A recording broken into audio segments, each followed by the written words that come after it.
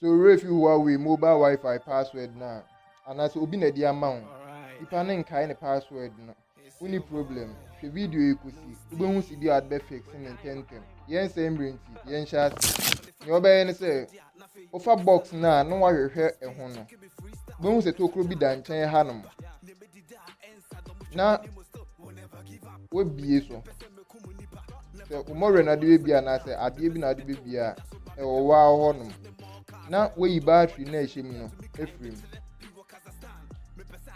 We ye efrim ewie no. In case once a sign da and as any pan of the mound on Kaiser or sign da. Maybe we paying kakana store no koto ye no mo login man. Ye hear ne so be ba be hwe aha no. Password ne username ne wa ha no. Try hwe. So o try hwe na se enye no a wa ba be reset it. Box na nkasa. Nyo be ni.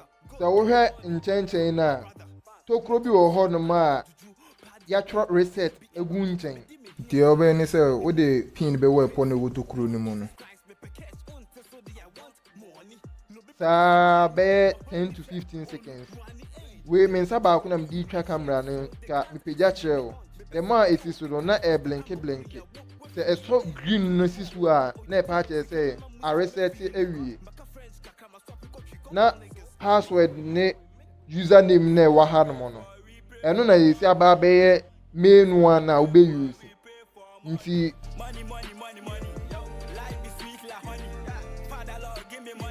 o connect na ebusa wa na wa ba hye